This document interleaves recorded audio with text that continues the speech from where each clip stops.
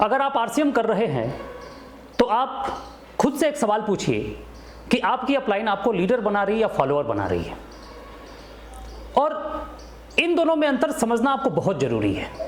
अगर इन दोनों में आप अंतर समझ गए तो यकीन मानिए कि आप बहुत बड़ा नेटवर्क बना पाएंगे, और इन दोनों में अगर आप अंतर नहीं समझ पाए तो आप अपना बहुत बड़ा नुकसान कर जाएंगे।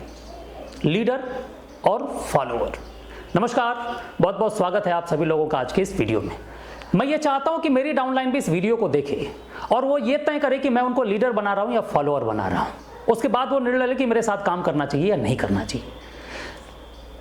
मैं फील्ड में निकलता हूं तो बहुत सारे लोगों की कार्यशैली को देख रहा हूं। मैं किसी एक व्यक्ति के ऊपर टिप्पणी नहीं करूंगा, लेकिन मैं देख रहा हूं कि काम किस तरीके से हो रहा है, किस तरीके से त्रिलोकचंद छाबड़ा जी के सपनों को लोग पूरा करने की कोशिश कर रहे हैं, किस तरीके से लोग भारत को आर्थिक तौर पे आज़ाद बनाने की कोशिश कर रहे हैं। वो सब मुझे पता है और आपको भी पता है, और नहीं है तो पता चल जाएगा। बहुत शानदार क्लोजिंग हुई मिशन सितंबर की, होनी भी चाहिए, लेकिन मुझे लगता है कि उस क्लोजिंग के साथ साथ बहुत सारे लोगों का आरसीएम बिजनेस हमेशा के लिए क्लोज हो जाएगा, क्योंकि बहुत सारे लोगों ने अपने तरीके से बिजनेस को क्लोज किया और टारगेट को पूरा किया है। अब चूंकि आप काम कर रहे हैं और आप अभी जल्दी जल्दी 4 महीने 6 महीने 1 साल में आपने बिजनेस को स्टार्ट किया है, तो ये आपको तय करना है कि आपको बहुत बड़ा प्रॉफिट आरसीएम बिजनेस से बनाना है या बहुत बड़ा नुकसान बनाना है।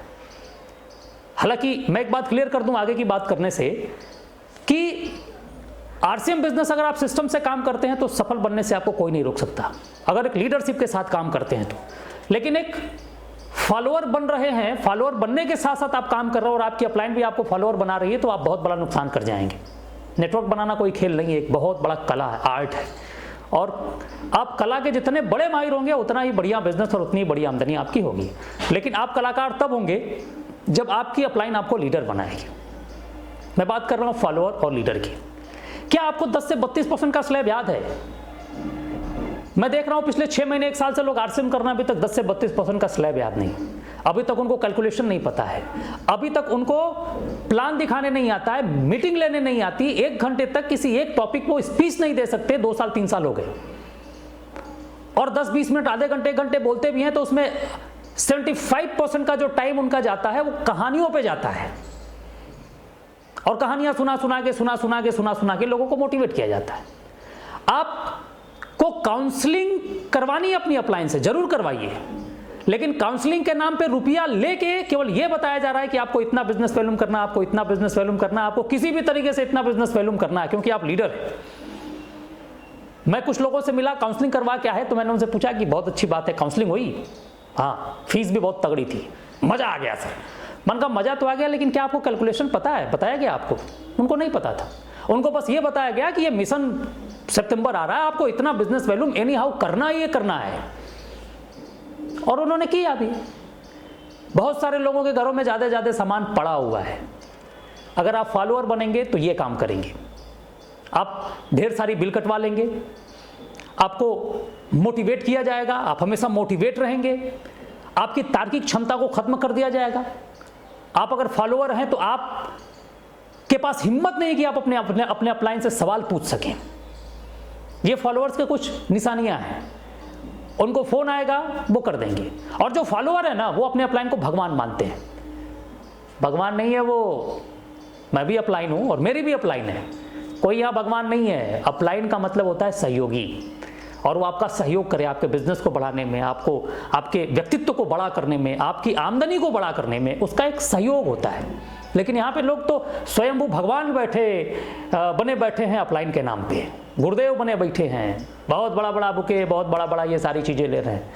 एक हमारी भी अपलाइन हुआ करती है, उनको इसी बात पे वो खुश हो जाते हैं कि इतना बड़ा माला मिला, इसी पे वो खुश हो जाती हैं, बाकी किसी चीज़ों से उनको मतलब नहीं।